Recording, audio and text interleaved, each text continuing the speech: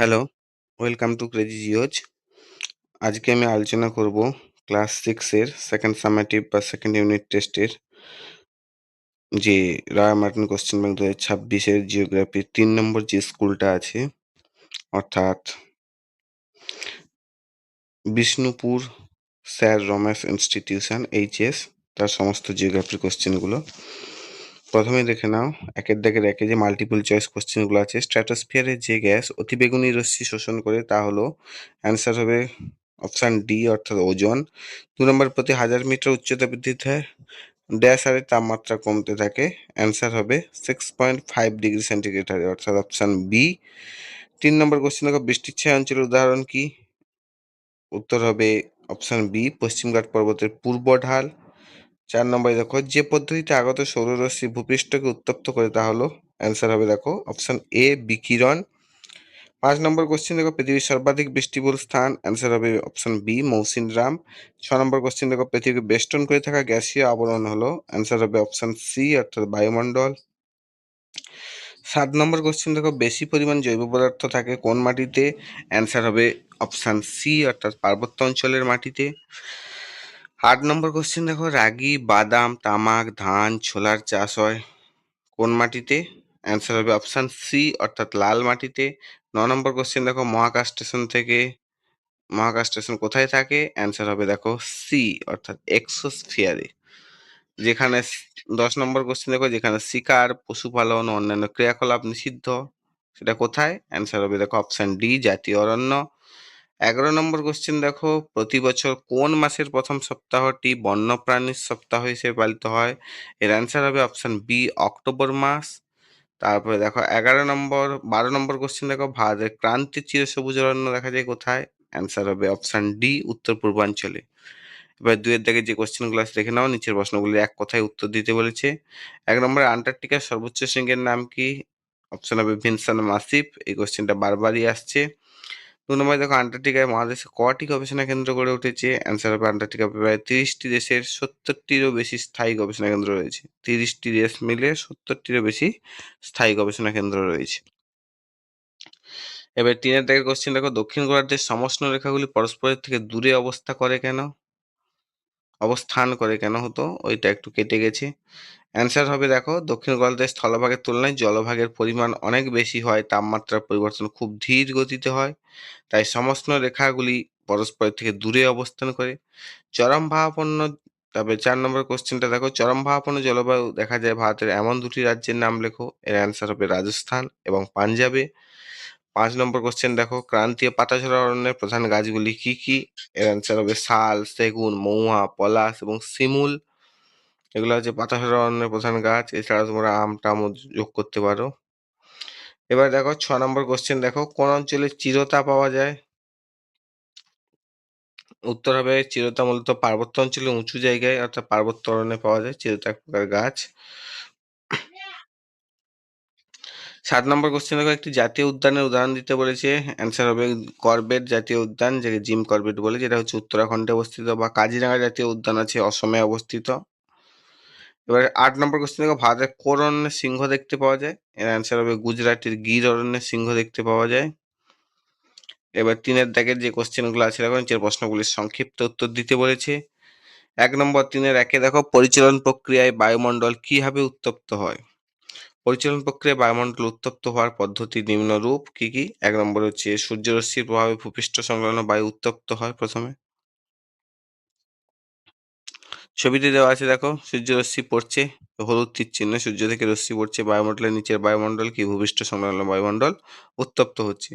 এবার 2 নম্বরে কি, উষ্ণ বায়ু হালকা হয়ে উপর দিকে উঠে যায় এবং সেই শূন্যস্থান পূরণ করার জন্য উপরে শীতল ও ভারী বায়ু নিচে নেমে আসে।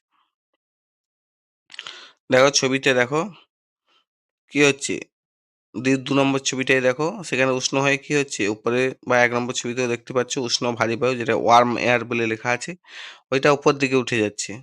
তার শূন্যস্থান পূরণ করার জন্য দেখো 2 নম্বর ছবিতে কোল্ড ফ্রন্ট আর কোল্ড এয়ার অর্থাৎ শীতল সীমান্তে শীতল বাতাস এসে ওই স্থানটা পূরণ করছে। এবারে 3 নম্বরে দেখো, এইভাবে বায়ুর ওঠানামার ফলে যে উলম্ব স্রোতের সৃষ্টি হয়, তার মাধ্যমে সমগ্র বায়ুমণ্ডল উত্তপ্ত হয়ে এই পদ্ধতিকেই পরিচালন প্রক্রিয়া বলে। মানে কি হচ্ছে, সূর্যরশ্মির সাহায্যে নিচের ভূপৃষ্ঠ সংলগ্ন বায়ুমণ্ডল উত্তপ্ত হচ্ছে, সেগুলা হচ্ছে ওপর দিকে উঠে যাচ্ছে উত্তপ্ত হয়ে হালকা হয়ে, আবার নিচে ঠান্ডা বাতাস আসছে, কোল্ড ফ্রন্ট সেই শূন্যস্থানটাকে পূরণ করার জন্য কোল্ড এয়ার আসছে, সেই কোল্ড এয়ার আবার সূর্যরশ্মির দ্বারা উত্তপ্ত হচ্ছে, আবার উপর দিকে উঠে যাচ্ছে। এইভাবে যে স্রোত বা পরিচালন প্রক্রিয়া চলতে থাকে তাকে হচ্ছে পরিচালন প্রক্রিয়া বলছি। এবার নেক্সট কোশ্চেন দেখো, সিমলাতে বেশি ঠান্ডা পড়ে কেন? সিমলাতে বেশি ঠান্ডা পড়ার প্রধান কারণ হলো এর উচ্চতা। 2 নম্বরে দেখো, আমরা জানি কি প্রতি 1000 মিটার উচ্চতা বৃদ্ধির সঙ্গে সঙ্গে বায়ুমণ্ডলের তাপমাত্রা প্রায় 6.4 ডিগ্রি সেন্টিগ্রেড হারে কমতে থাকে, একে ল্যাপস রেট বলে। তারপর দেখো, সিমলা সমুদ্রপৃষ্ঠ থেকে অনেক উঁচুতে প্রায় 2206 মিটার অবস্থিত হয়। এখানকার বায়ুমণ্ডলের সমতলের তুলনায় অনেক পাতলা এবং শীতল থাকে, তাই সমতলের তুলনায় সিমলাতে অনেক বেশি ঠান্ডা অনুভূতটা হয়।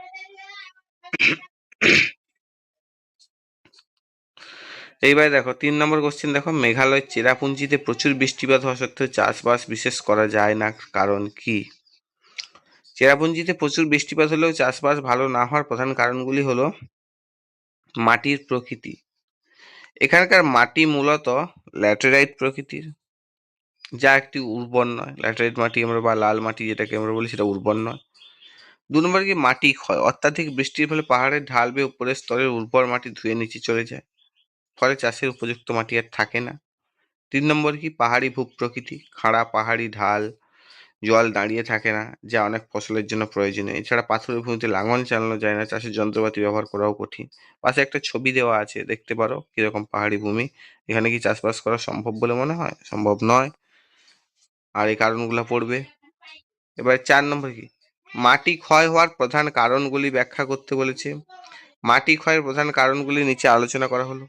1 নম্বর কি, অত্যাধিক বৃষ্টিপাত। প্রবল বৃষ্টির আঘাতে মাটির কণা আলগা হয়ে যায় এবং জলের স্রোতে ধুয়ে যায়। 2 নম্বরে কি হয়, অরণ্য নিধন হয়। গাছপালা কেটে ফেলার ফলে গাছের শিকড় আর মাটি ধরে রাখতে পারে না, ফলে বায়ু বা জলের তোড়ে মাটি সহজেই ক্ষয়ে যায়। ছবিগুলো দেখতে পাবে, ছবিগুলো মনে রাখবে। ফার্স্টে কি হচ্ছে, প্রবল বৃষ্টির আঘাতে মাটির কণা আলগা হয়ে স্রোতে ধুয়ে যাচ্ছে। তারপর 2 নম্বর দেখো, গাছ কেটে ফেলা হয়েছে, এর ফলে কি হচ্ছে, গাছের শিকড় আর মাটি ধরে রাখতে পারে না, ফলে বায়ু বা জলের তোড়ে মাটি সহজেই ক্ষয়ে যায়। 3 নম্বরে কি দেখো, একটা চারণভূমিতে পশু চড়ানো হচ্ছে। 3 নম্বর ছবিটা দেখো, পশুর ঘাস খাওয়ার সময় তাদের খুরের আঘাতে মাটি আলগা হয়ে যায়, যা ক্ষয়ের সম্ভাবনা বাড়িয়ে দেয়। 4 নম্বরে দেখো, অবৈজ্ঞানিক চাষাবাদ। বানানটা একটু স্পেলিং মিস্টেক হয়ে গেছে, অবৈজ্ঞানিক হবে ওটা, ওই কারটা অ এর আগে বসে গেছে। পাহাড়ের ঢালে ধাপ চাষ না করে সরাসরি ঢালু পথে চাষ করলে বৃষ্টির জল দ্রুত মাটি ক্ষয়ে যায়। এছাড়া বারবার একই জমিতে চাষ করলেও মাটির বাঁধন আলগা হয়ে যায়, যেটা ছবিতে দেখতে পাচ্ছ। এবারে 4 দাগে যে কোশ্চেনগুলো আছে পড়ো। নিম্নলিখিত প্রশ্নগুলির সংক্ষিপ্ত ব্যাখ্যামূলক উত্তর চাইছে। আন্টার্কটিকাকে বিজ্ঞানের মহাদেশ বলা হয় কেন?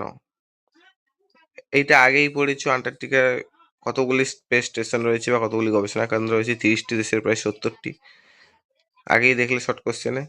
এবার দেখো, আন্টার্কটিকাকে বিজ্ঞানের মহাদেশ বলা হয় কেন? এখানে গবেষণার স্বর্গরাজ্য। কারণ কি, এই মহাদেশটি কোনো নির্দিষ্ট দেশের মালিকানাধীন নয়। এটি শুধুমাত্র বিজ্ঞান চর্চা ও গবেষণার জন্য উন্মুক্ত করা আছে। এটা কোনো নির্দিষ্ট দেশের নয়। এটি শুধুমাত্র বিজ্ঞান চর্চা ও গবেষণার জন্য উন্মুক্ত। বিশ্বের প্রায় 40টি দেশের শতাধিক গবেষণা কেন্দ্র এখানে রয়েছে। ওটা 30টি দেশের 70টির বেশি, এখন বর্তমানে 40টি দেশ প্রায় গবেষণা করতে যায় এখানে। এবার 2 নম্বর কি, আদিম প্রকৃতি। এখানকার আবহাওয়া পরিবেশ লক্ষ লক্ষ বছর ধরে অপরিবর্তিত রয়েছে, কারণ সারা বছর যেহেতু বরফ জমা থাকে, এখানকার পরিবেশ বা প্রকৃতির চেঞ্জ হয়নি, যা পৃথিবীর জন্ম রহস্য, জলবায়ু পরিবর্তন এবং মহাকাশ গবেষণার জন্য অত্যন্ত মূলধন।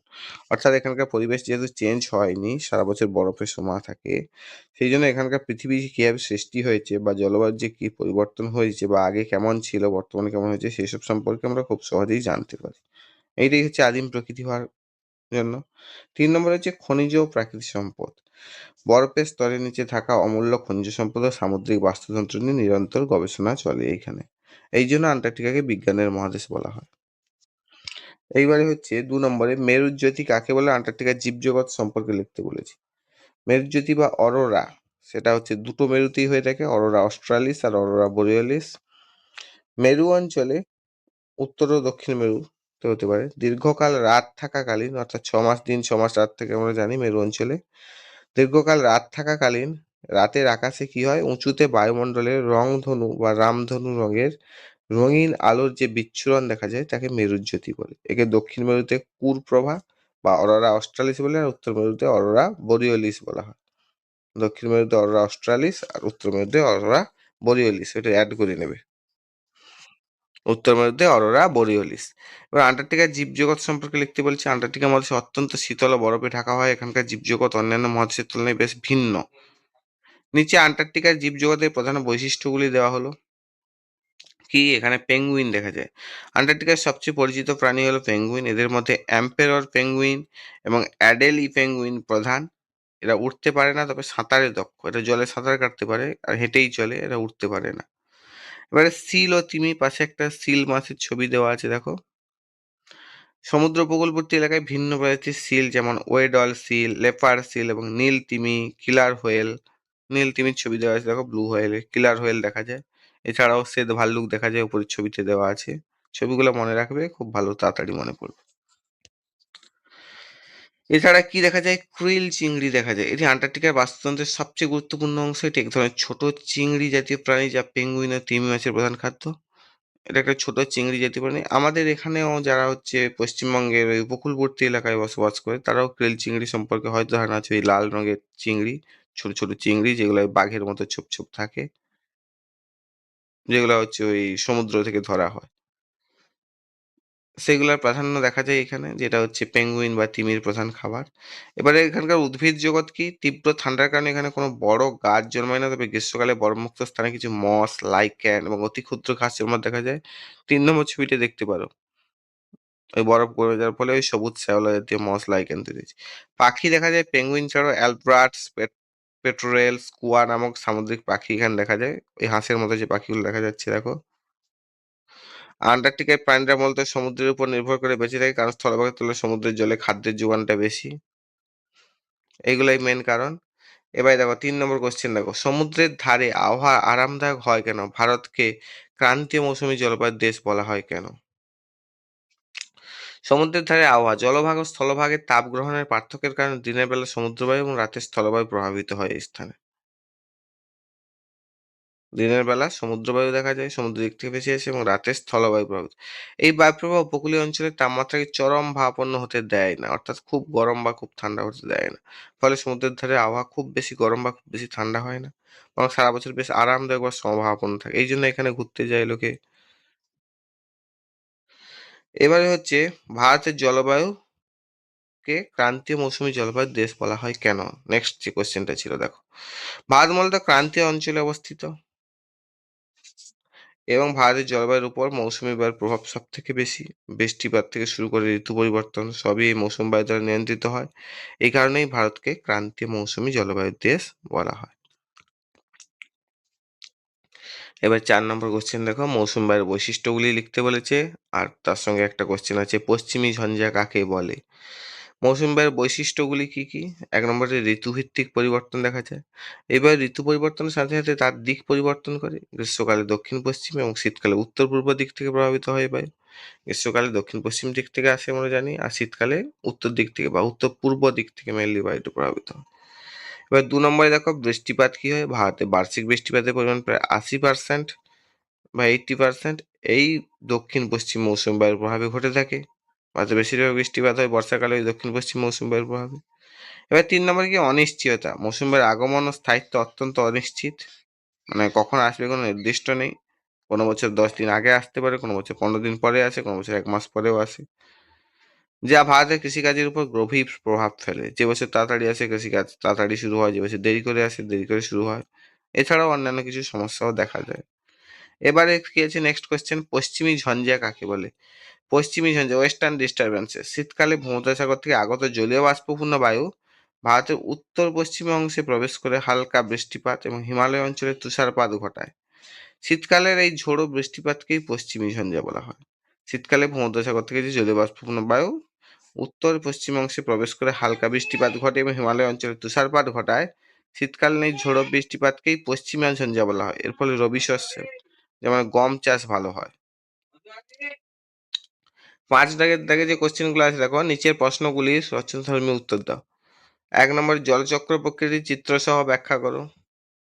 জলচক্র বা ওয়াটার সাইকেল যে প্রক্রিয়ায় পৃথিবীর জলরাশি জলীয় বাষ্প হিসেবে, এই কোশ্চেনটা আগেই হয়েছে, পরে ঘনীভূত হয়ে বৃষ্টি বা তুষার রূপে আবার পৃথিবীতে ফিরে আসে এবং এইভাবে জলের যে চক্রাকার আবর্তন ঘটে তাকে জলচক্র বলা হয়।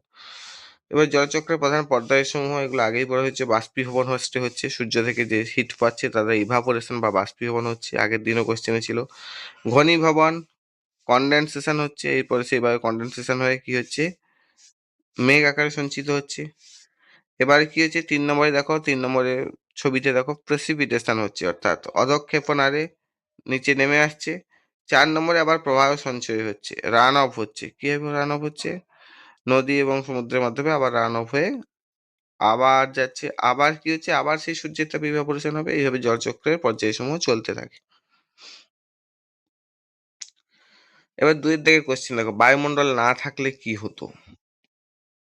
বায়ুমণ্ডল পৃথিবীর জন্য একটি রক্ষা কবচ। বায়ুমণ্ডল যদি না থাকতো পৃথিবীতে প্রাণের অস্তিত্ব অসম্ভব হতো। এর প্রধান ফলাফলগুলি হতো নিম্নরূপ। 1 নম্বরে কি, শ্বসন ও জীবন রক্ষা। অক্সিজেন ছাড়া মানুষ অন্যান্য প্রাণীগুলো বাঁচতে পারতো না। আবার কার্বন ডাইঅক্সাইড ছাড়া উদ্ভিদ খাদ্য তৈরি করতে পারতো না, ফলে পৃথিবী মরুভূমিতে পরিণত হতো। 2 নম্বরে কি, চরম তাপমাত্রা। বায়ুমণ্ডল না থাকলে পৃথিবী দিনের বেলা সূর্যের তাপে অত্যন্ত উত্তপ্ত হয়ে উঠতো এবং রাতে প্রচন্ড ঠান্ডা হয়ে যেত। এই চরম তাপমাত্রায় কোনো জীবের পক্ষে বেঁচে থাকা সম্ভব হতো না। 3 নম্বরে কি, মহাজাগতিক রশ্মি ও উল্কাপাত। বায়ুমণ্ডলের ওজোন স্তরে সূর্য থেকে আসা ক্ষতিকর অতিবেগুনি রশ্মি শোষণ করে। এটি না থাকলে প্রাণীকুল ধ্বংস হয়ে যেত। এছাড়া প্রতিদিন মহাকাশ থেকে ধেয়ে আসা অসংখ্য উল্কা ও বায়ুমণ্ডলের সঙ্গে ঘর্ষণে পুড়ে ছাই হয়ে যায়। বায়ুমণ্ডল না থাকলে এগুলি সরাসরি পৃথিবীতে আঘাত করত। শব্দ চলাচল। বায়ুমণ্ডল বা বাতাস হলো শব্দের মাধ্যম। বায়ুমণ্ডল না থাকলে আমরা কোনো কথা শুনতে পেতাম না, চারপাশে একদম নিস্তব্ধ থাকতো। আকাশের রং। বায়ুমণ্ডলের ধূলিকণার কারণে আকাশ নীল দেখায়। বায়ুমণ্ডল না থাকলে দিনের বেলাও আকাশ ঘুটঘুটে কালো থাকতো। এইগুলাই মোটামুটি প্রভাব। Thank you. এই পর্যন্তই। আশা করি ভিডিওটা ভালো লাগবে, একটু মন দিয়ে দেখো। আর পারলে বন্ধুদের সঙ্গে শেয়ার করো, লাইকটা করবে। লাইক করলে আমি আরও ভিডিও তৈরি করতে পারবো। আর সাবস্ক্রাইব করে রাখো, করলে তাড়াতাড়ি বাকি ভিডিওগুলো তোমাদের কাছে পৌঁছে যাবে। টাটা।